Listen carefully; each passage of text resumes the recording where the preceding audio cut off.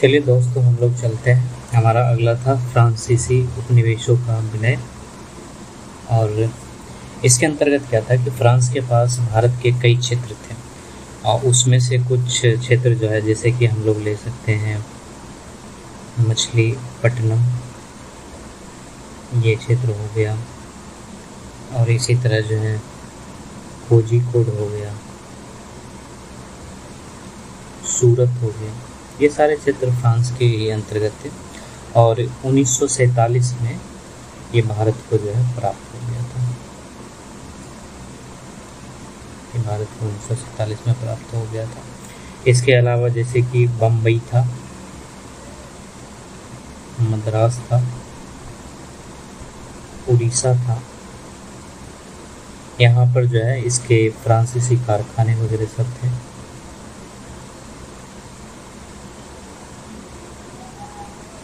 ये भी जो है अक्टूबर 1947 तक जो है भारत को प्राप्त हो गया था। उसके बाद 5 ऐसा क्षेत्र था, 5 क्षेत्र ऐसे थे जहाँ पर विवाद की स्थिति थी। वो था पुडुचेरी, रायकल, येनम, माहे और चंद्रनगर। यहाँ पर जो है फ्रांस के साथ विवाद की स्थिति थी। 1948 में भारत जो है फ्रांस के साथ समझौता किया था।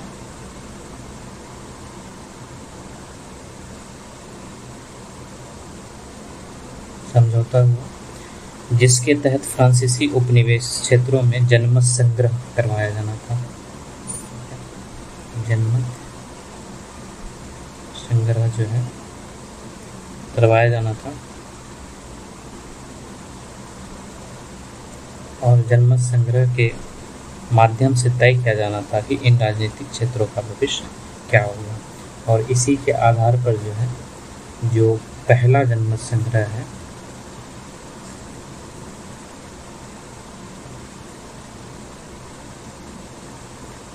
ये 19 जून 1949 को चंद्रनगर में हुआ।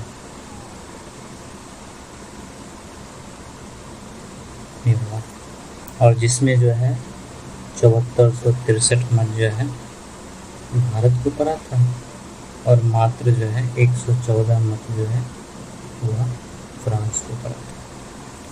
तो इस तरह से क्या हो गया कि चंद्रनगर जो है वह 14 अगस्त, ठीक है, 1949 को, ठीक है, भारत का हिस्सा बन गया।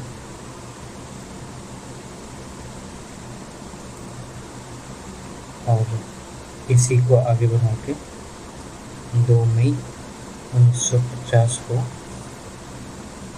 वैधानिक तौर पर डीजूरे प्राप्त हो गया भारत। ये चंद्रनगर की कहानी है। लेकिन जो फ्रांसीसी संसद है, जो फ्रांसीसी संसद है,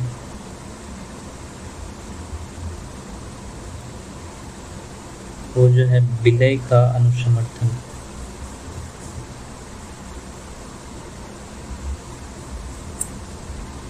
रेक्टिफिकेशन,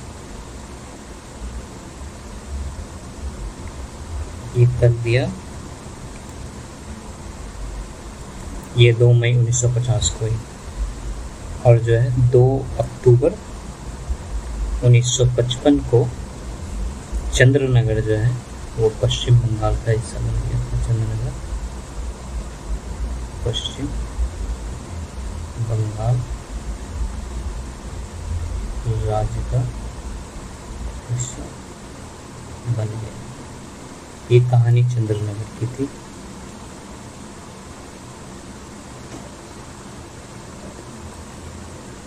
इसके बाद जो है बाकी जो फ्रांस के उपनिवेश थे,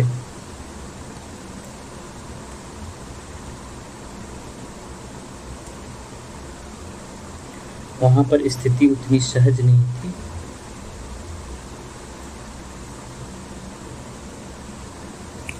क्योंकि कुछ फ्रांस समर्थक अधिकारी जो है अपनी प्रशासनिक ताकत का जो है दुरुपयोग करते हुए उन समूहों का दमन करना शुरू कर दिया था जो भारत के साथ पक्ष के विलय में था, और इन दमनकारी प्रक्रिया के विरुद्ध जनता में भारी आक्रोश पैदा हुआ, जिसके वजह से जो है 1954 में जो है 1954 में आक्रोश की वजह से यनम और माहे में जो है जो भारत समर्थक समूह थे वो इन क्षेत्रों पर कब्जा कर लिया।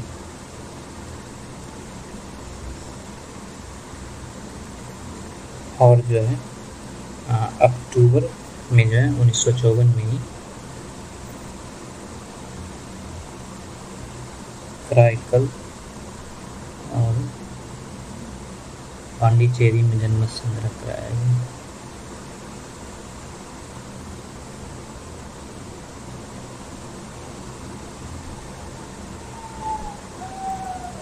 और यहाँ पे जो है पक्ष जो है भारत का रहा,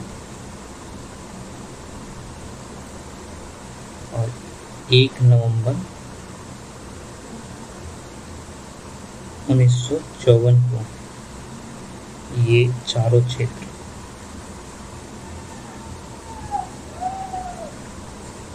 भारत के नियंत्रण में आ गया।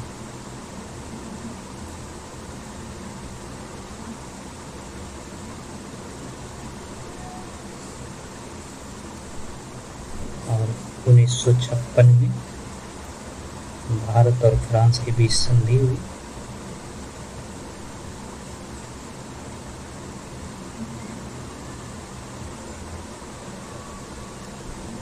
उसके बाद फ्रांस जो है उसको अनुसमर्थित किया, ठीक है, और इस वजह से जो वैधानिक नियंत्रण है वो भारत को प्राप्त हो गया। तो ये फ्रांस की कहानी थी। अब हमारा जो 2 नंबर में था वो था कुछ अन्य क्षेत्रों का भारत में मिले, कुछ अन्य क्षेत्रों का भारत में विलय।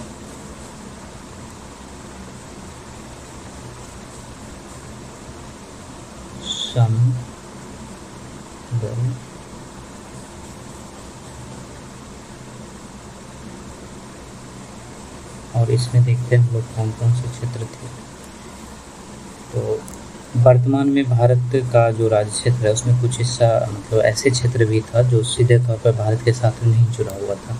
अब जैसे एग्जांपल के तौर पर लें तो हम जो है अंडमान निकोबार को कह सकते हैं, ये सीधे तौर पर जो है भारत का हिस्सा नहीं है, ठीक है, अंडमान निकोबार द्वीप। इसके अलावा एक दूसरा जो है वो लक्षद्वीप हो गया, और तीसरा जो है सिक्किम हो गया। तो भारत सरकार जो है इसको धीरे धीरे अर्जित किया और भारतीय क्षेत्र का इसको हिस्सा बनाया। तो अब अंडमान निकोबार की क्या कहानी है?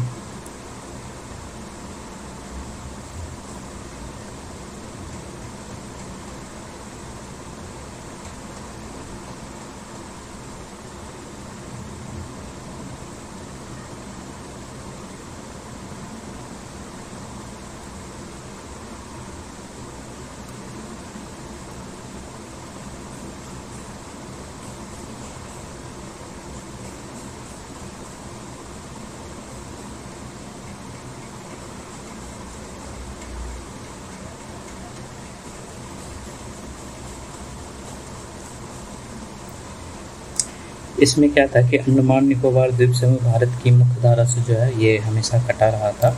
और शुरू में देखें तो जो राजेंद्र चोल हैं जो इसमें प्रथम थे, और उनका समय जो है 1024 से 242 ईस्वी था। ये जो है यहाँ पर विजय प्राप्त किए थे, और इस वजह से जो है यहाँ पर भारतीय संस्कृति मतलब दिखाई देती है राजेंद्र चोल की वजह से।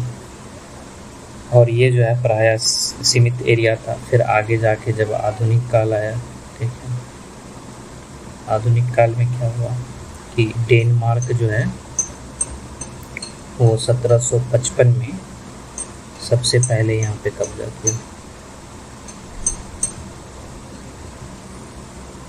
और फिर आगे चल के 1868 ईस्वी में डेनमार्क जो है ब्रिटेन को बेच दिया ये जगह, बेच दिया, जिसके वजह से ये जो है ब्रिटिश भारतीय का, भारत का हिस्सा, ब्रिटिश भारत का हिस्सा हो गया। अंग्रेज इस क्षेत्र को भारतीय स्वाधीनता सेनानियों को भारत से दूर करने के लिए जो जेल था, जेल के रूप में इसको इस्तेमाल करता था, जेल के रूप में। और वो कौन सा जेल था? तो सेलुलर जेल था।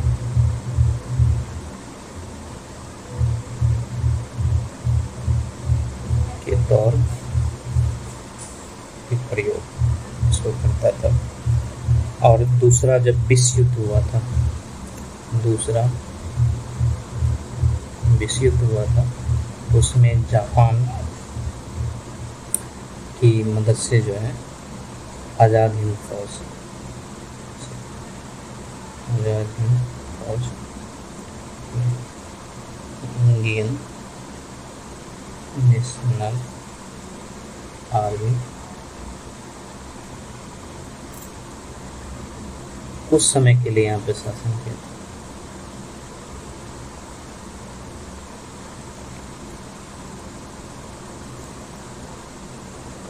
और जैसे ही सेकेंड वर्ल्ड वॉर समाप्त हुआ, ठीक है, वापस ब्रिटेन का कब्जा हो गया था।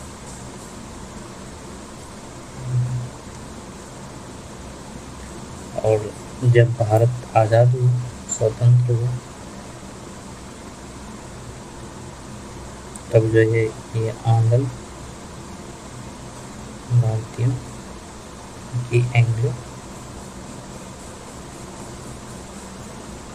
इंडियंस और आंग्ल बर्मियों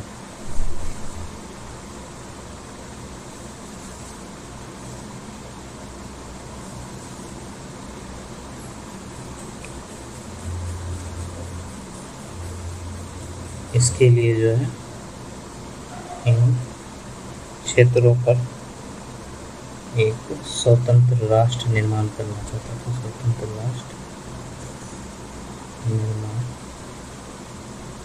करना चाहता था। लेकिन भारतीय जनता जो है, भारतीय जनता इसका विरोध किया, जिस वजह से जो है वो इच्छा तो पूरी नहीं हो सकी।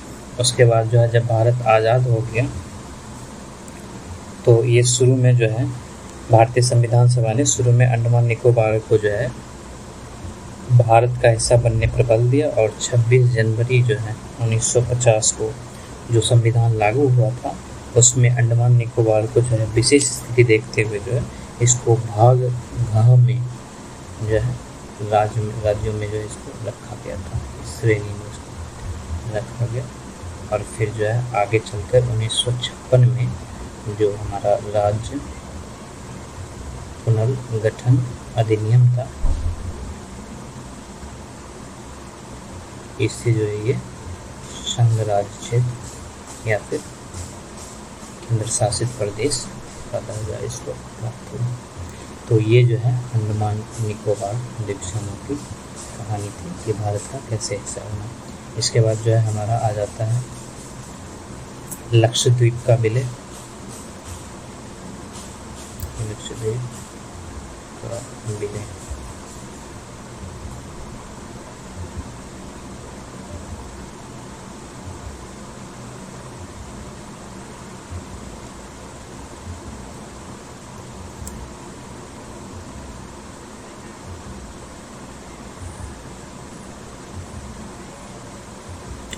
तो लक्षद्वीप समूह जो है भारत के साथ विलय का एक महत्वपूर्ण और रोचक घटना है। और ये द्वीप समूह भारत की मुख्यधारा से हमेशा कटा हुआ था, और जो है 15 अगस्त 1947 जो है कई दिन तक किसी को खबर नहीं थी। ये कई दिनों तक जो है, कई दिनों बाद तक जो है भारत की स्वतंत्रता की सूचना यहाँ पर पहुँची, भारत की स्वतंत्रता की सूचना प्राप्त भी नहीं हुआ था।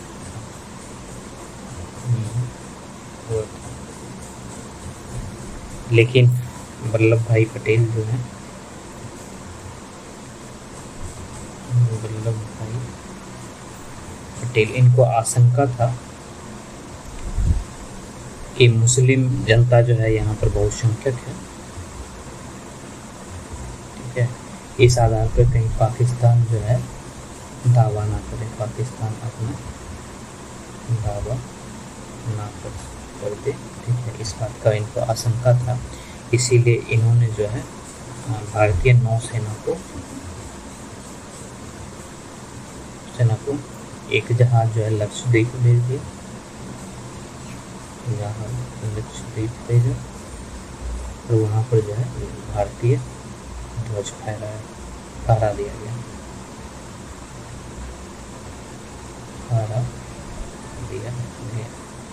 ठीक है। और जब पाकिस्तानी सेना वहाँ पर पहुँचा तो उसने जो है भारतीय ध्वज फहराया हुआ दिखा, तो वो बिना कुछ करे ही, यानी संघर्ष किए हुए जो है वापस वो कराची लौट गया। तो इस तरह से जो है लक्षद्वीप भारत का हिस्सा बना।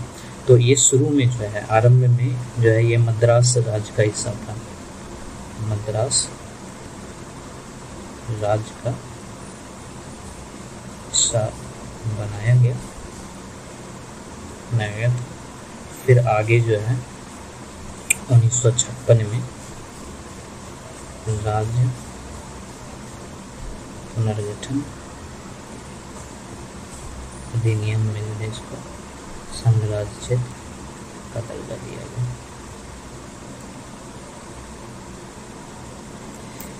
एक चीज़ और है कि इसका जो मूल नाम है, ठीक है, वो लक्काद्वीप मिनिकॉय तथा अमीनी देवी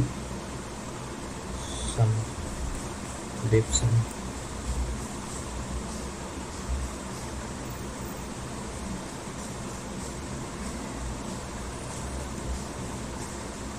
लक्काद्वीप मिनिकॉय एंड अमीन देवी, ये था। और ये इसी नाम को जो है 1 नवंबर 1973 को, ठीक है, बदल के इसका नाम लक्षद्वीप कर दिया गया। तो लक्षद्वीप की ये कहानी थी। उसके बाद चलते हम लोग सिक्किम। मेरा तीसरा जो है वो सिक्किम है। सिक्किम का विलय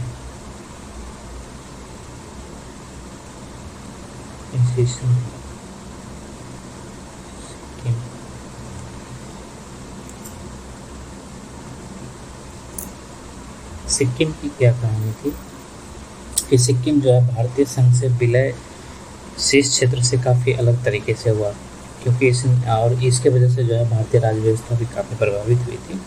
और ब्रिटिश शासन के दौरान जो है सिक्किम भारतीय रियासत था।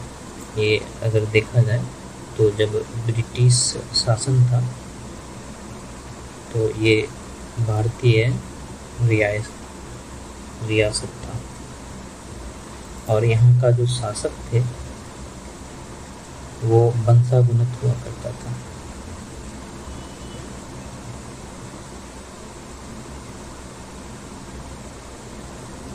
और इसको चोंगियाल कहा जाता है, चोंगियाल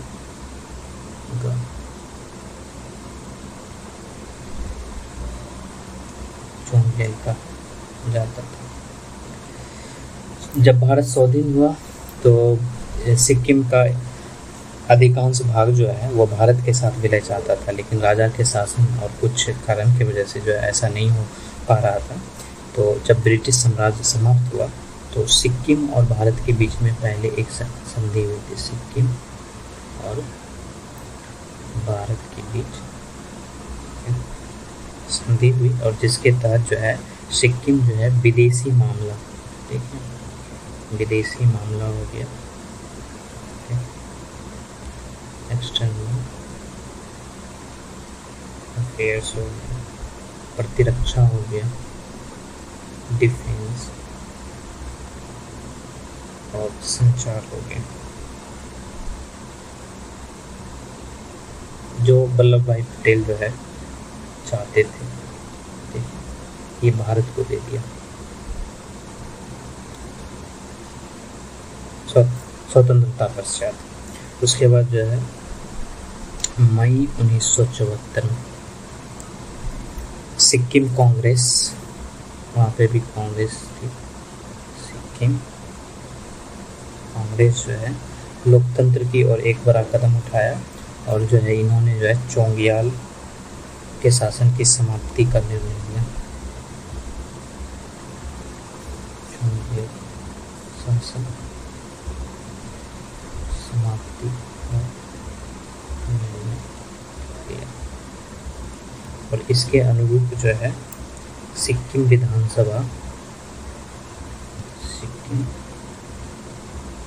विधानसभा जो है एक अधिनियम पारित किया जिसको जो है सिक्किम शासन अधिनियम 1974 का पारित किया गया और इस अधिनियम के द्वारा जो है चोंगियाल पर दबाव डाला गया कि वह इस अधिनियम को स्वीकृति दे।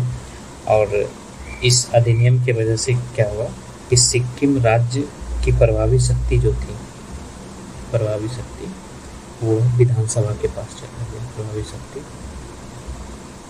विधानसभा के पास चला गया और जो चोंगियाल थे वो सिर्फ जो है संवैधानिक अध्यक्ष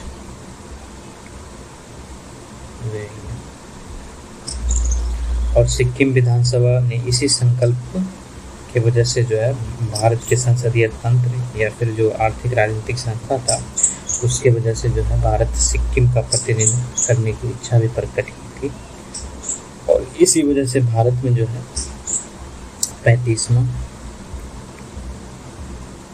संविधान संशोधन अधिनियम 1974 पारित किया गया और जो है इसके अंतर्गत क्या किया गया कि जो सिक्किम है ये भारत राज्य क्षेत्र का भाग नहीं होगा। इसके अंदर ये प्रावधान का भाग नहीं होगा बल्कि ये सहयोगी राज्य होगा, एक सहयोगी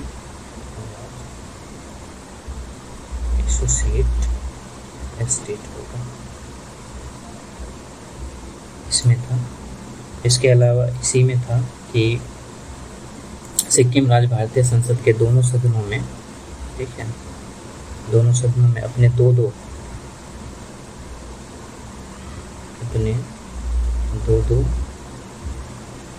प्रतिनिधि भेजने का अधिकार होगा इसको। इसके अलावा जो है ये राष्ट्रपति, ठीक है, उपराष्ट्रपति चुनाव में वोट नहीं डालेगा, वोट नहीं देगा, ठीक है, और इसको छोड़ के सभी अधिकार इसके पास होंगे, सभी अधिकार, इस दो प्रतिनिधित्व को सभी अधिकार और विशेष अधिकार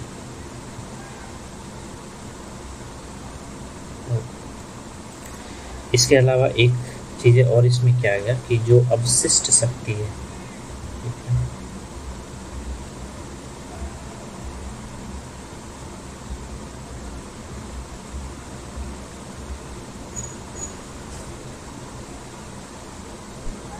ये जो है सिक्किम सरकार के पास होगा।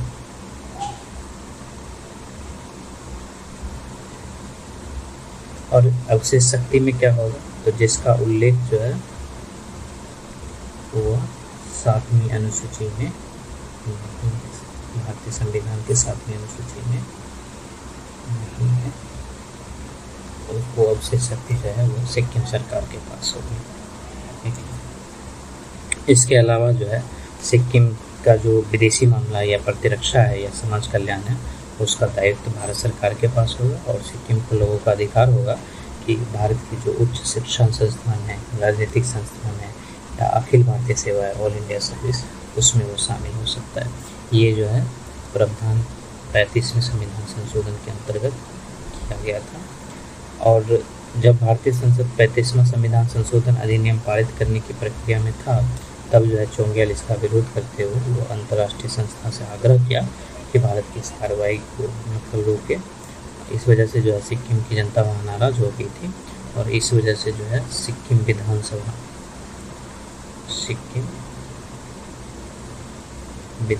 जो है 10 अप्रैल 1975 को संकल्प पारित किया। ठीक है। और इस संकल्प से जो है चोंगियाल की संस्था पूर्ण रूप से समाप्त कर गई।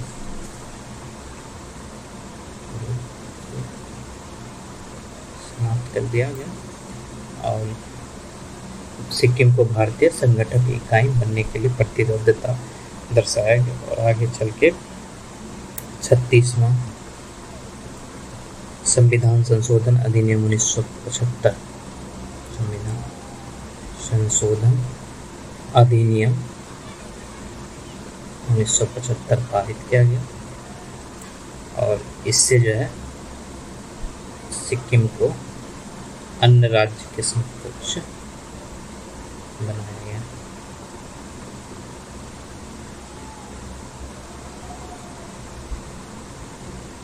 और इसको जो है अनुच्छेद 371 में शामिल किया गया, यहाँ पे जो है कुछ विशेष प्रावधान हैं जिसकी चर्चा आगे की जाएगी। जाहिर सी बात यह है कि जो 35वां संविधान संशोधन था उसमें ये सहयोगी राज्य के तौर पर था और संविधान की प्रथम अनुसूची में इसका उल्लेख नहीं किया गया था, क्योंकि प्रथम अनुसूची के अनुसार जो है इसे या तो राज्य का दर्जा दिया जा सकता था या संघ राज्य क्षेत्र का दर्जा दिया जा सकता था, लेकिन जो है यह सहयोगी राज्य के रूप में था। तो उस समय कई संवैधानिकविद जो है वो संसद के इस निर्णय की आलोचना करने लगे थे, लेकिन अब यह आलोचना जो उतना महत्वपूर्ण नहीं रहा है, क्योंकि संसद जो है अगले ही साल 1975 में 36वां संविधान संशोधन के अंतर्गत जो है इसको जो है सहयोगी राज्य का दर्जा समाप्त कर दिया। सहयोगी राज्य का दर्जा समाप्त कर दिया और राज्यों की सूची में शामिल कर लिया। ये था सिक्किम की कहानी।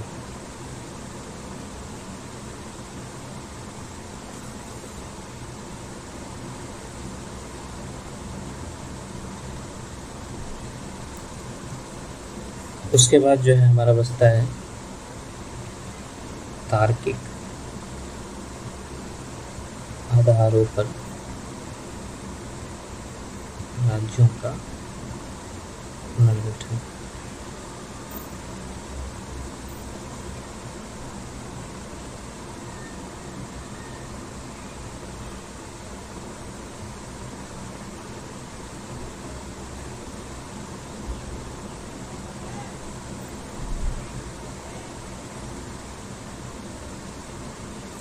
तो तार्किक आधार पर जो है तो भारत कि अंग्रेज विजय के साथ कोई आकस्मिक घटना नहीं था, वो जबकि 100 साल से अधिक के समय जो है वो क्रमिक प्रक्रिया के तौर पर जो है एक संघर्ष चल रहा था। और जब भारत को आज़ादी मिली तो देश के सामने जो यह बड़ा प्रश्न खड़ा हो गया था कि भाषा के आधार पर राज्यों का पुनर्गठन किया जाए। और 1919 के बाद जब आम जनता जो है बड़े पैमाने पर राष्ट्रीय आंदोलन में भाग लेने लगे, तब कांग्रेस जो है अपना कामकाज जो है राष्ट्रीय भाषा में करना आरंभ कर दिया था और यहीं से इसकी पृष्ठभूमि बनती है। पृष्ठभूमि की बात करें हम लोग तो यहीं से बनती है कि 1921 में कांग्रेस जो है ये अपना संविधान संशोधन किया था। उस जो कांग्रेस का संविधान संशोधन किया और जो है उसकी जो क्षेत्रीय शाखाएं थी, अपनी क्षेत्रीय शाखाओं को भाषाई आधार पर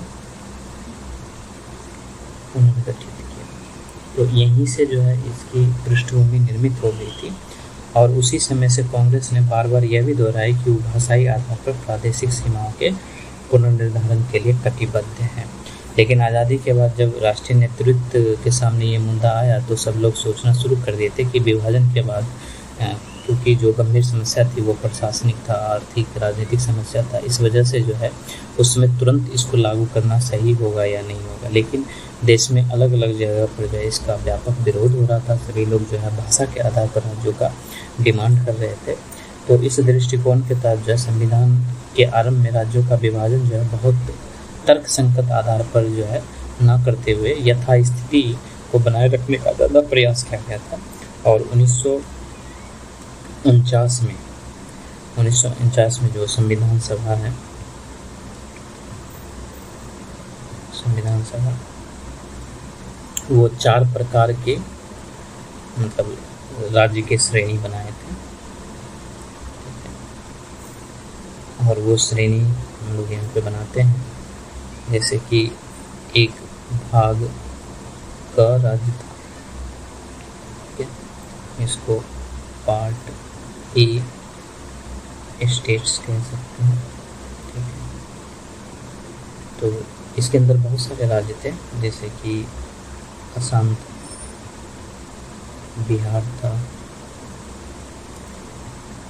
बम्बई था, मध्य प्रांत था, मद्रास था, उड़ीसा था, पंजाब था, संयुक्त प्रांत था,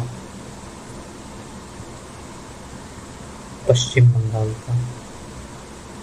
ये जो है 9 राज्य जो है इसमें शामिल थे। उसके बाद जो भाग ख राज्य था, इसको पार्ट बी स्टेट कहा जा सकता है। इसमें जो है हैदराबाद था, जम्मू एंड कश्मीर था, मध्य भारत था, मैसूर था, पटियाला और पूर्वी पंजाब था, राजस्थान था,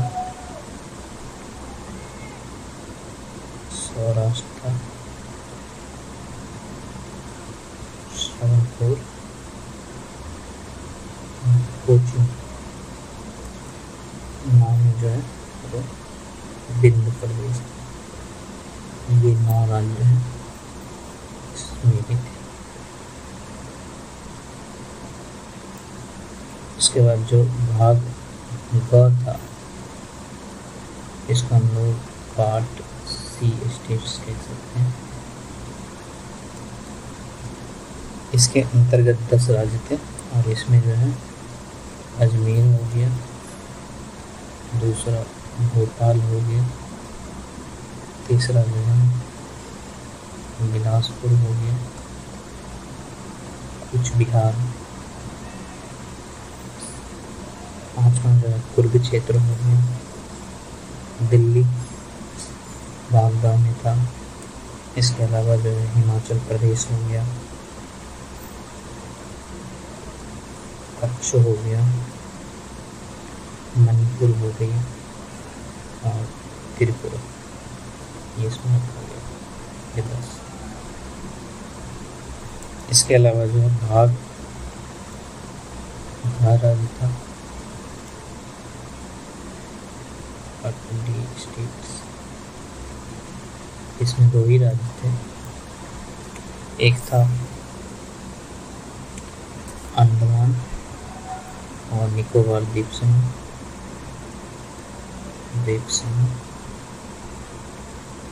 इसके अलावा जो है एक अर्जित राज्य क्षेत्र, ठीक है, आदि कोई, ठीक है। तो ये जो है पृष्ठभूमि थी, और इस तरह से जो है मूल संविधान में, जो 1949 का मूल संविधान था, उसमें राज्यों का वर्गीकरण ये किया गया था। लेकिन जब भारत स्वतंत्र हुआ तो भाषा के आधार पर राज्यों के गठन की मांग बढ़ने लगी। तो हम लोग देखते हैं कि किस किस समिति या आयोग का गठन किया गया था राज्य को, और किस तरह से उसका गठन हुआ। तो जो पहला था वो था दर आयोग।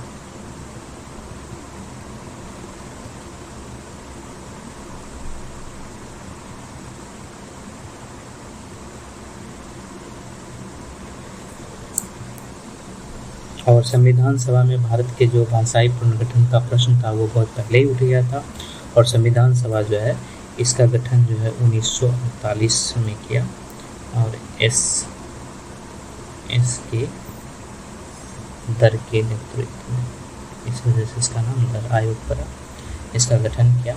और इस आयोग से भाषाई आधार पर राज्यों के गठन की भाषाई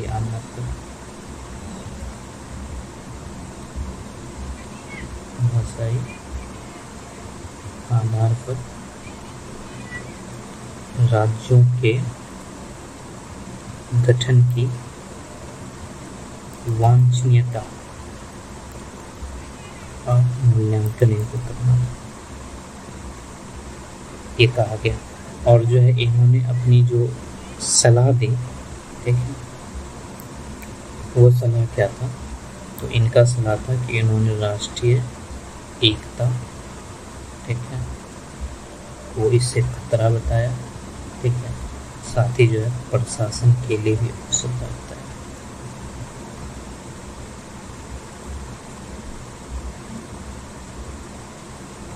बोले कि भाषाई आधार पर अगर राज्यों का गठन किया जाता है तो इस वजह से राष्ट्रीय एकता अखंडता को खतरा पहुंचेगा, और प्रशासन के सामने जो है भाषाई असुविधा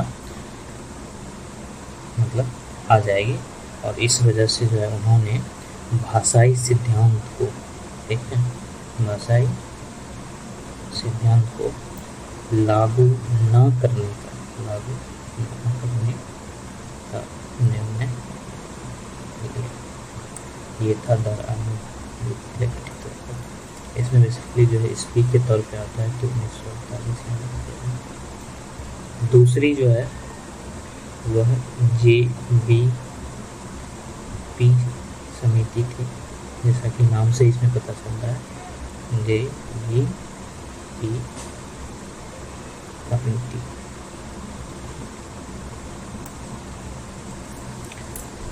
और इसका गठन जो है दिसंबर 1948 में किया गया था। और इसमें इसके सदस्य के तौर पर देखें तो नाम से पता चलता है, एक जवाहरलाल नेहरू थे, उसके बाद सरदार वल्लभ भाई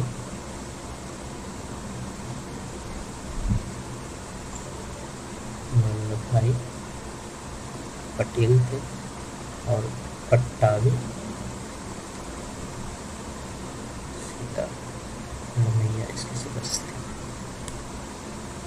और इसने जो है अप्रैल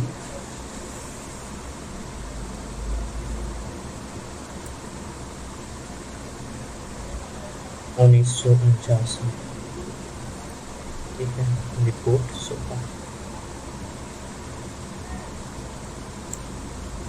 और इन्होंने भी जो है सेम डिसीजन लिया कि कुछ समय के लिए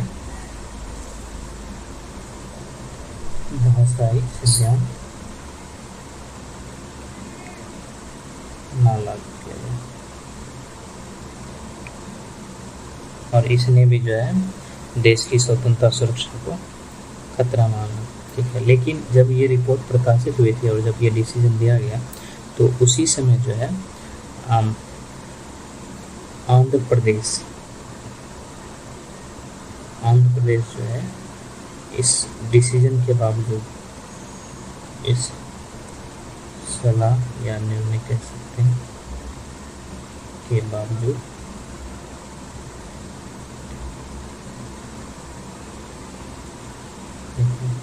ये मांग कर रहा था,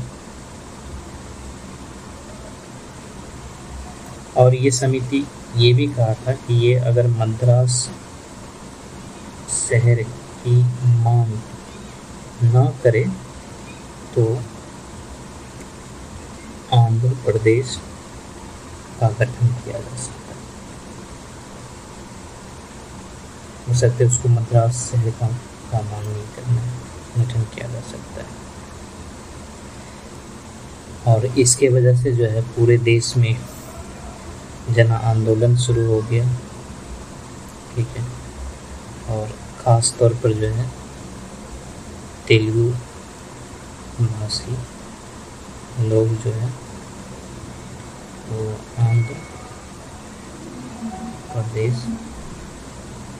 राज्य की मांग करने लगे, और फिर आगे जाके 19 अक्टूबर 1952 को जो विख्यात स्वतंत्रता सेनानी थे पोट्टी श्रीराम लुलु, वो आमरण अनशन करने लग गए और इन्होंने 58 दिन का उपवास किया, और इस वजह से जो इनकी मृत्यु हो गई।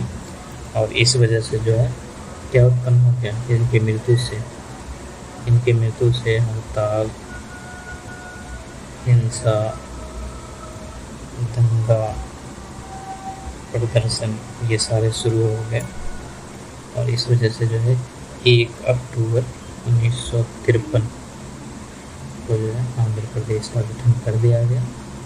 आंध्र प्रदेश अस्तित्व में आया, और जो मद्रास प्रांत का बचा भाग था उसको तमिल भाषी राज्य के रूप में रखा गया, और इसी को 1969 में तमिलनाडु कर दिया गया। दोस्तों आज हम लोग यहीं तक रहते हैं, आगे जो हम लोग राज्य पुनर्गठन आयोग से शुरू करेंगे।